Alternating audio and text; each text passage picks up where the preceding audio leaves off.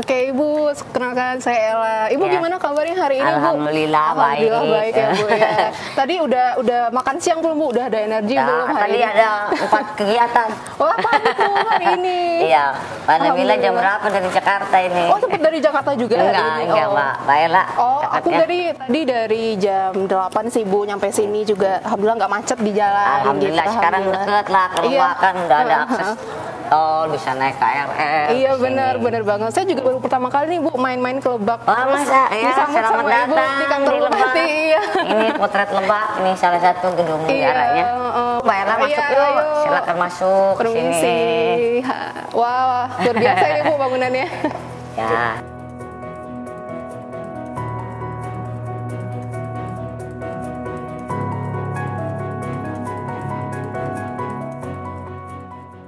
Assalamualaikum warahmatullahi wabarakatuh. Salam sejahtera untuk kita semua.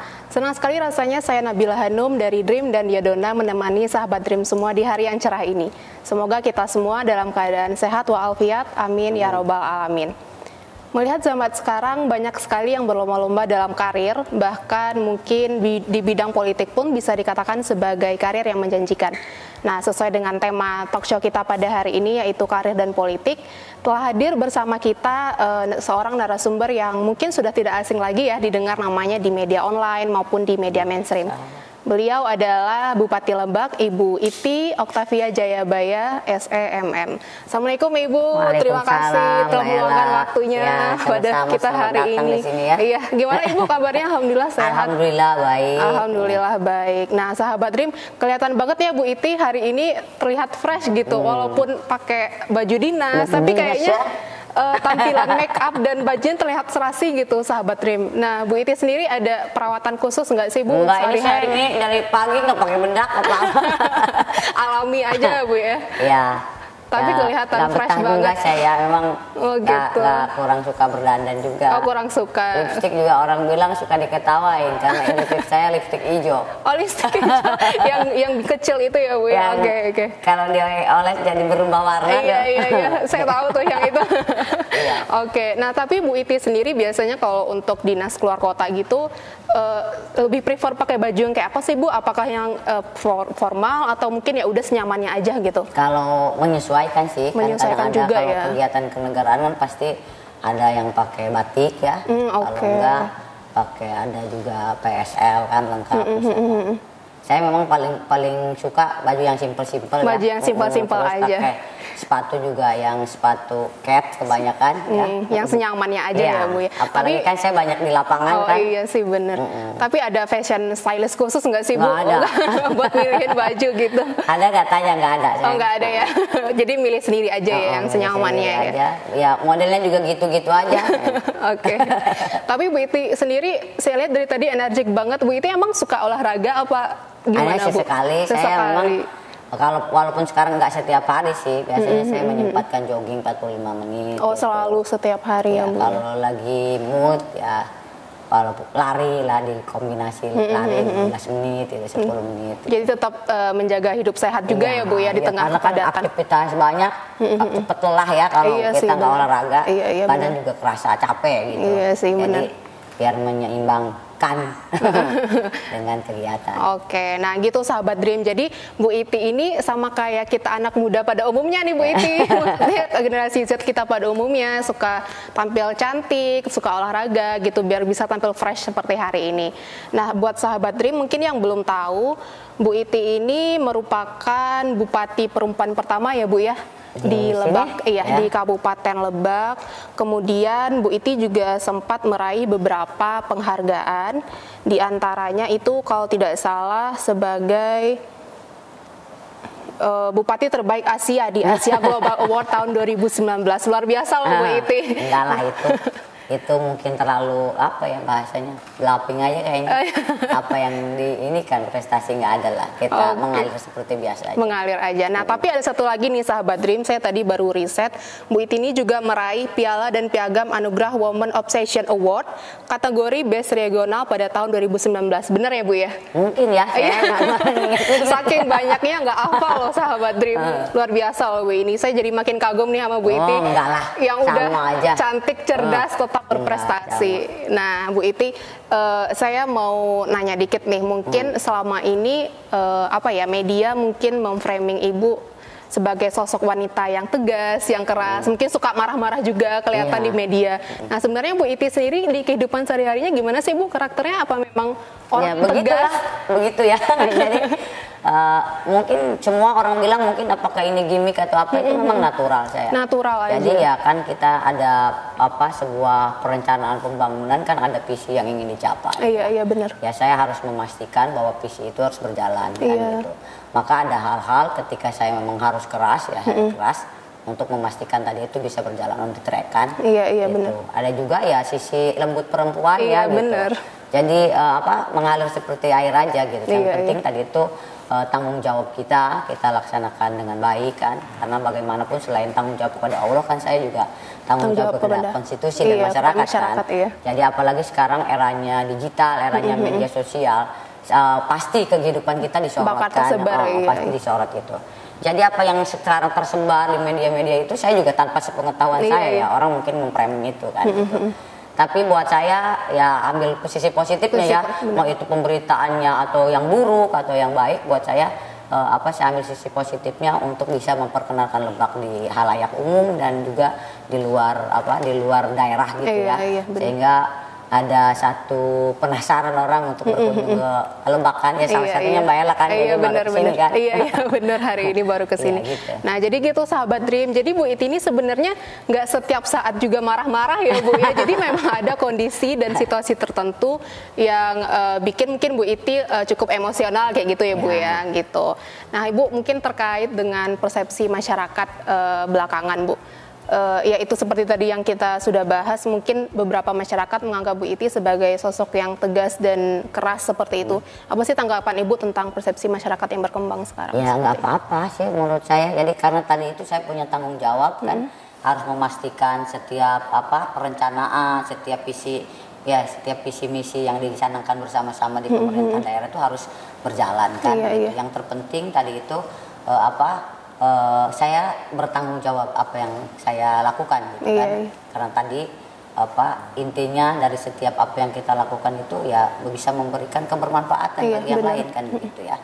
Ya entah itu apakah bisa memuaskan kelompok tertentu atau enggak kan, tapi itulah yang harus kita hadapi kan gitu. Jadi tetap fokus untuk pekerjaan saja ya Bu. Tetap fokus kepada apa yang kita ikhtiarkan bersama, yang sudah dicanangkan bersama dari visi misi yang ingin kita capai di pemerintahan gitu.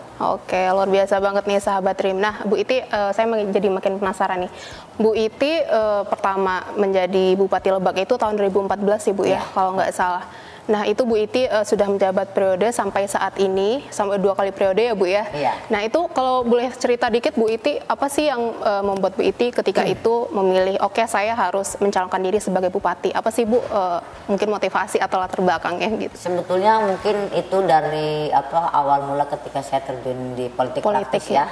Saya memang di mahasiswa saya senang berorganisasi, ketemu banyak orang. Mahasiswa aktif organisasi juga nih. Ketemu banyak orang, terus melihat terkait dengan kegiatan sosial ya dan lainnya. Yang akhirnya 2006 itu saya terjun ke politik praktis, bergabung dengan partai politik.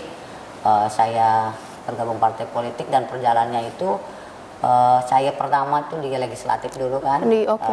Di DPR ya Bu ya? Iya. Kemudian yang mengantarkan saya juga ke pemerintahan sekarang. Memang agak berbeda ya legislatif dan eksekutif gitu. Tapi mungkin sebagai di legislatif itu menjadi modal saya juga gitu ketika terjun di pemerintahan, karena setiap kebijakan yang kita lakukan itu adalah bagian dari kolaborasi kolaborasi antara eksekutif, legislatif dan juga masyarakat. Benar. Nah 2014 ya saya bergabung, mungkin orang juga tahu bahwa sebelumnya memang ayah saya yang jadi bupati kan. Orang pasti Bu Iti ya gampang aja karena bapaknya bupati gitu. Memang kami warna berbeda dengan bapak dan mungkin ideologi saya juga berbeda ya. Artinya kalau menurut saya pilihan politik itu kembali lagi kepada ideologi kan. Jadi setiap partai politik punya ideologinya masing-masing, di mana yang membuat kita nyaman. Iya, benar. Membuat kita nyaman, bisa mengisi ruang yang memang kita cari gitu, sehingga kita bisa berekspresi dan lain sebagainya. Nah, dari setiap pembangunan itu adalah berdasarkan kepada kebijakan politik. Iya, benar. Ya betul, tadi saya pernah di legislasi, kolektif kolegial kan, iya, kalau di legislasi. Tapi ketika di eksekutif itu kita eksekutornya kan. Iya, benar. Ya memang di dalam perencanaan bersama-sama, tetapi saya eksekutor. Jadi melihat langsung apa yang program yang kita canangkan bisa dirasakan masyarakat. Iya, benar. Gitu. Jadi sebetulnya semangatnya adalah saya ingin berkontribusi menjadi manusia yang bermanfaat. Di daerah tempat saya lahir, saya dibesarkan di sini. Amin ya rabbal alamin. Nah, Bu Iti mungkin balik nih ke beberapa waktu lalu sempat heboh soal mungkin anak suku Baduy Dalam ya Bu ya, minta internet itu dicabut dari wilayahnya. Nah, itu untuk saat ini gimana sih Bu tindak lanjutnya? Alhamdulillah sekarang sudah berproses, kita sudah berkomunikasi dengan seluruh provider, kita menghargai keputusan adat ya. Dan itu harus kita lakukan gitu. Karena kan kewenangannya di kementerian, kita sudah sampaikan, semua provider sudah setuju bahwa di Baduy Dalam tidak ada jaringan internet. Oh, berarti untuk saat ini benar-benar sudah dicabut ya, Bu? Ya, kita sudah minta ke provider ya, gitu, sama ke Kementerian Kominfo, kita menyampaikan untuk dicabut di jaringan di Baduy Dalam. Kalau Baduy luar masih ya. Masih gitu. Ya. Karena bagaimanapun di Baduy luar itu kan ada hasil UMKM yang memang mereka menjual secara komersil dan juga melalui e-commerce gitu. Oke. Nah, Ibu, sama satu lagi nih Bu tentang Lebak. Tadi saya sempat riset juga kalau sejauh ini tuh sektor pertanian tuh jadi andalan di Kabupaten Lebak sendiri. Nah, untuk pariwisatanya sendiri gimana sih Bu? Karena saya dengar katanya juga lagi mengembangkan tentang geopark nih di Kabupaten Lebak. Ya, jadi saya ingin sampaikan, 1 tahun saya menjadi bupati, saya bersama-sama dengan tim, karena saya sering banyak kunjungan ke lapangan kan gitu, memetakan potensi Lebak. Ya salah satunya Lebak ini adalah kabupaten terkaya sebetulnya, kaya ya. Karena saya selalu menyampaikan Indonesia dibangun dari Lebak, gitu Bu. Iya betul. Karena kita dulu punya PT Aneka Tambang yang menambang emas. Mungkin zaman dulu kita SD ada belajar di buku apa ya? Sejarah mungkin ya. IPS ya, IPS.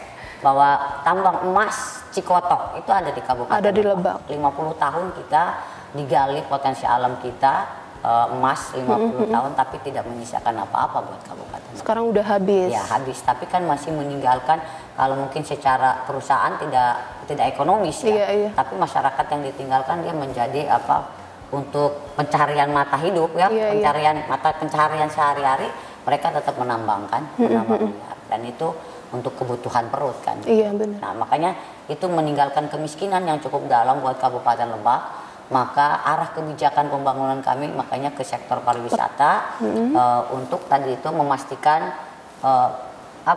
ekstraksi ke konservasi. Nah, karena kenapa dari luas wilayah Lebak 3.425,65 km persegi itu, dengan jumlah penduduk hampir 1,4 juta 509,65 jiwa ya, itu lahan kepemilikan dari 3.425 km persegi itu hanya 1/4 hektar yang dimiliki oleh masyarakat. Selebihnya dikuasai oleh perkebunan, baik itu perkebunan besar, mau itu taman nasional, perhutani, PTPN, perkebunan swasta, semua di sini.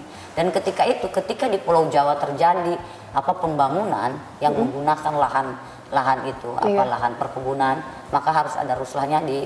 Ruslahnya itu kebanyakan dialihkan ke Kabupaten Lebak, dan itu menyebabkan kemiskinan yang cukup tinggi buat masyarakat Lebak.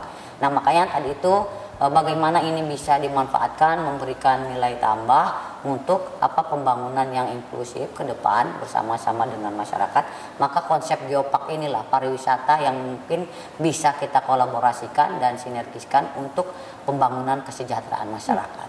Kenapa ada 3 konsep melalui pembangunan geopark? Salah satunya adalah edukasi, yang kedua adalah konservasi, yang ketiga adalah pemberdayaan masyarakat berkelanjutan. Yang kita harapkan nanti ini bisa membangkitkan UMKM di Kabupaten Lebak, termasuk juga bagaimana kita memberikan ruang yang seluas-luasnya kepada perempuan ya. Karena pasti ini lebih kepada gender kan, pengaruh utamaan gender di sana. Pelaku-pelaku UMKM rata-rata perempuan. Jadi, sehingga kita berharap, berikhtiar bersama tadi itu ada pemberdayaan perempuannya juga. Kemudian yang selama ini dikotomikan bahwa perempuan selalu termarginalkan, melalui ruang inilah mereka bisa berekspresi.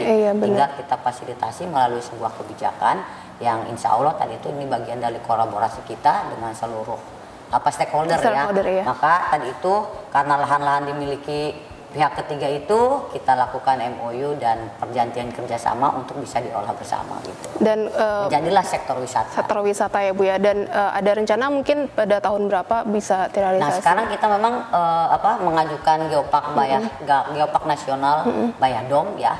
Kemarin baru keluar rekomendasinya dari Pak Gubernur untuk menuju Geopark Nasional ya. Sekarang memang kami bulan Juni tahun 2022 itu sudah ditetapkan ada 32 geosite Geopark Bayadom, di antaranya diserahkan kepada kami di hari jadi Kabupaten Lebak tanggal 2 Desember 2022. Jadi moga-moga ini satu langkah lagi, tinggal ini rekomendasi dari Gubernur disampaikan ke KNIG, Komite Nasional Geopark Indonesia, nanti penetapan Geopark Nasional yang sekarang kami sudah memasang signboard di 32 geosite ini. Nanti apa sejarahnya di sini untuk edukasinya storytelling ya. Dan ternyata kajian Geopark Bayadom ini sudah menjadi kajian internasional gitu. Di mana ada salah satu asesor ASEAN yang dari S1 ya ilmu geologinya, S2 S3-nya penelitian di Lebak. Jadi itu mungkin ya lebih tadi itu dari ekstraksi ke konservasi sehingga tadi itu kita berpandangan bahwa pembangunan dengan pelestarian lingkungan gitu. Oke, luar biasa. Berarti ini ditunggu nih soal Geopark di Lebak. Semoga ya Bu ya. Kita udah bisa tahun depan ya. Insya Allah ya Bu ya. Oke, nah Ibu mungkin setelah Ibu menjabat 2 periode nih memimpin Kabupaten Lebak dari 2014 kemudian terpilih lagi 2019. Apa sih Bu kira-kira yang jadi tantangan terbesar Ibu dalam memimpin Kabupaten Lebak sendiri? Banyak ya. Tantangannya banyak. Terus pertama-tama itu tantangan langsung dengan adanya perubahan regulasi kan. Dulu SOTK gitu. Jadi dari dinas ini berubah. Dulu kita juga karena daerah yang paling luas seperti KPU-an aja kita dibagi 3 dulu. Sekarang nyatu ya. Misalkan Cipta Karya, SDA, Bina Marga gitu. Nah tadi perubahan SOTK. Kemudian juga meyakinkan masyarakat lah ya. Gitu. Meyakinkan masyarakat dengan visi kita yang di pariwisata memang sudah mulai kita sosialisasikan dari 2016 gitu. Salah satunya seperti kita ingin Lebak ini karena ingin juga banyak cagar budaya ingin kita manfaatkan tadi itu sebagai ruang edukasi, sebagai ruang literasi ya. Gitunya tantangannya cukup banyak tapi itu menjadi satu motivasi saya. Ya motivasi saya gitu.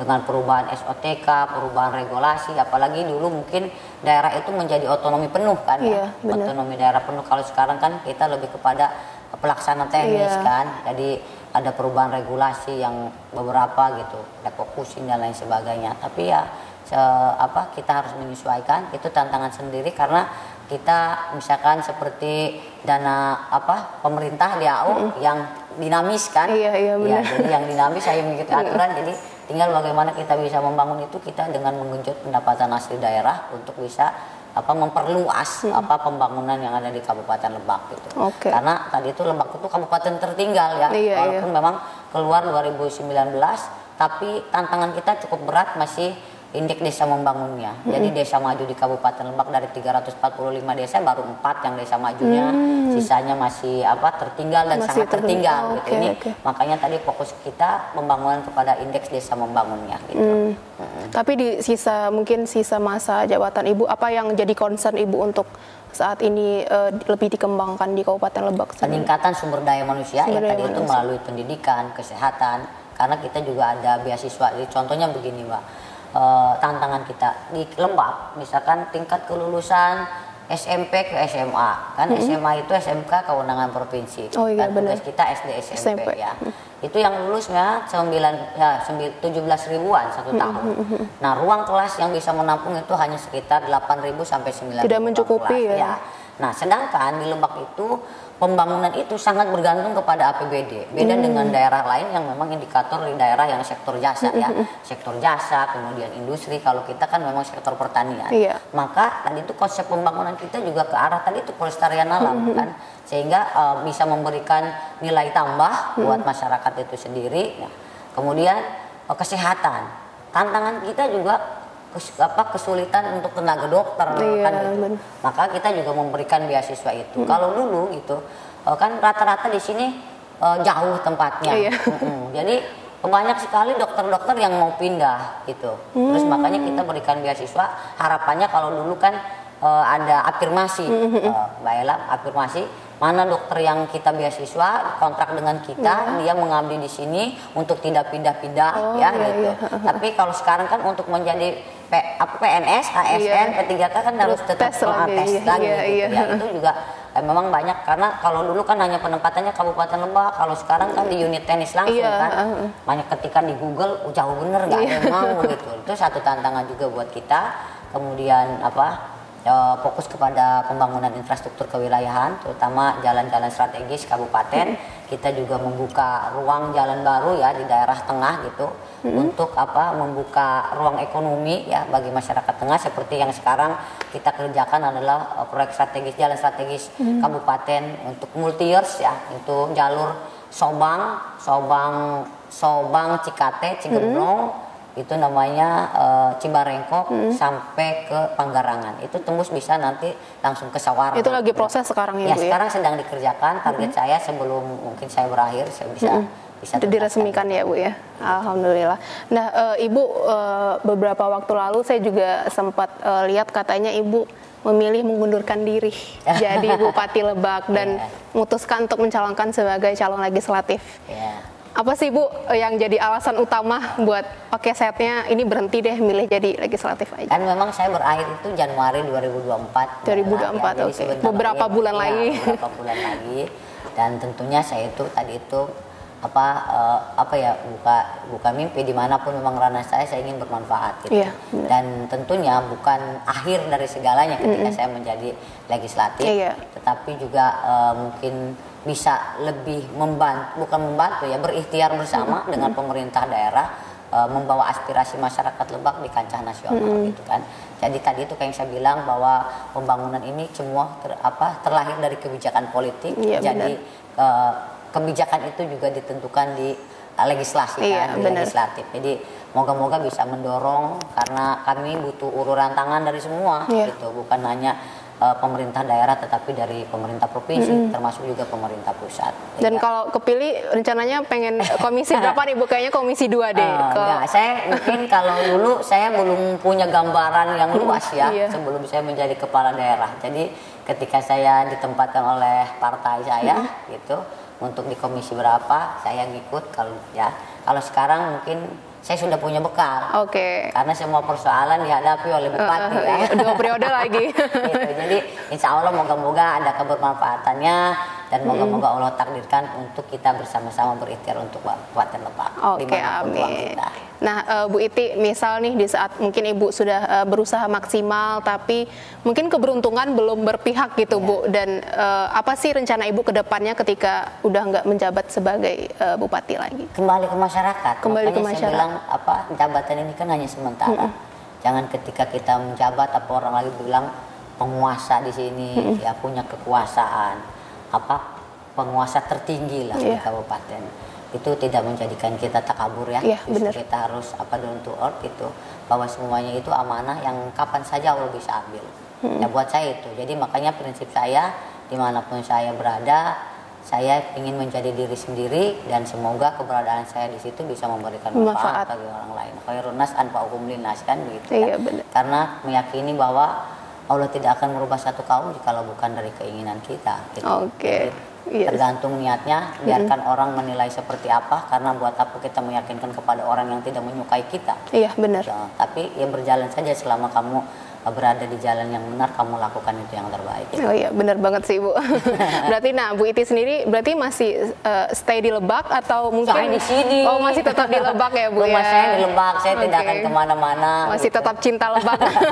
Saya lahir sekolah di sini, malah suami saya orang Jakarta juga ikutnya di sini. Di sini.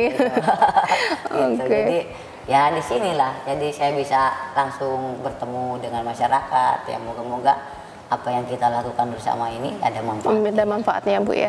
Nah mungkin Bu Iti yang terakhir nih Bu, banyak anak muda sekarang yang mungkin mulai tertarik nih atau mungkin mulai terjun ke dunia politik, dan banyak kita lihat juga beberapa anak muda mungkin daftar jadi calon legislatif juga nih Bu di tahun politik 2024. Apa sih mungkin pesan Bu Iti sebagai seseorang yang lumayan cukup banyak pengalamannya di politik? Mungkin ada pesan-pesan buat anak muda sekarang Bu yang mau terjun ke politik. Kalau saya mengapresiasi ya, iya, itu karena sekarang ini eranya generasi Z, iya.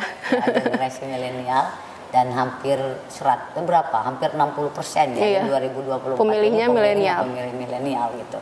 Jadi memang kita untuk bisa berkontribusi itu harus kita terjun langsung juga gitu ya. Jadi dulu saya mungkin orang berpandangan di Banten itu perempuan untuk terjun di politik masih primitif lah ya. Iya. Saya masih dianggap sebelah mata ya Bu ya. Dianggap sebelah mata, apalagi perempuan. Iya, ya. benar. Perempuan. Saya 2006 itu pertama salah satu ketua partai perempuan saya mungkin di Banten ya, mungkin cukup berani gitu, karena kenapa dengan pandangan dan budaya di sini gitu. Tapi itulah, jadi kita tuh bahwa perempuan misalkan ya tiangnya agama, bahwa perempuan adalah tiangnya negara gitu. Iya. Jadi seyogianya memang kita menjadi partner yang baik untuk bisa berkontribusi, dan tentunya saat ini kita untuk melakukan kebijakan itu juga harus mengikuti tesnya generasi-generasi sekarang gitu. Apa sih? Maka dari itu ya harus beradaptasi itu ya. Jadi siapa yang cepat beradaptasi dia yang akan bisa menaklukkan peradaban dunia kan gitu. Nah, ketika teman-teman udah terjun ke politik ya menurut saya itu sangat bagus, sehingga tadi itu kita ada pemahaman bahwa politik ini politik yang keras. Tapi menurut saya tidak juga. Ketika kita memilih politik apa sih yang akan kita menjadi pandangan kita, ya berpolitik secara santun gitu. Jadi jangan menjadikan misalkan partai politik untuk menjadi batu loncatan ya, menjadi anggota legislatif menjadi batu loncatan. Tetapi bagaimana ketika kita misalkan terjun di politik itu untuk bisa memberikan kontribusi kepada bangsa dan negara ini. Oke, luar biasa Bu Iti. Menurut saya ya. Oke. Nah, jadi sebenarnya sahabat Dream semua, jadi mungkin bagi sahabat Dream yang akan terjun ke politik di tahun ini ya Bu ya, jadi berpolitiklah dengan santun ya Bu. Jadi bukan menjadikan partai politik sebagai batu loncatan, tapi lebih kepada untuk membentuk diri atau karakter diri seperti itu. Karena sejatinya manusia sendiri diciptakan untuk berlomba-lomba dalam kebaikan ya Bu ya, termasuk berlomba-lomba dalam kebaikan mengabdi kepada negeri itu sendiri. Nah, ini persis dengan salah satu kutipan dari Soekarno nih Bu, saya mau bacain dulu. Politik bukanlah perebutan kekuasaan bagi partainya masing-masing, bukan persaingan untuk menonjolkan ideologinya sendiri-sendiri, tetapi politik untuk menyelamatkan dan menyelesaikan revolusi Indonesia. Saya Nabila Hanum dan narasumber kita Bu Iti Oktavia Jayabaya selaku Bupati Lebak. Mohon undur diri dari hadapan sahabat Dream semua dan mohon maaf apabila ada salah kata. Assalamualaikum warahmatullahi wabarakatuh. Waalaikumsalam warahmatullahi wabarakatuh. Terima kasih Ibu. Sami-sami. Selamat menyempatkan waktunya.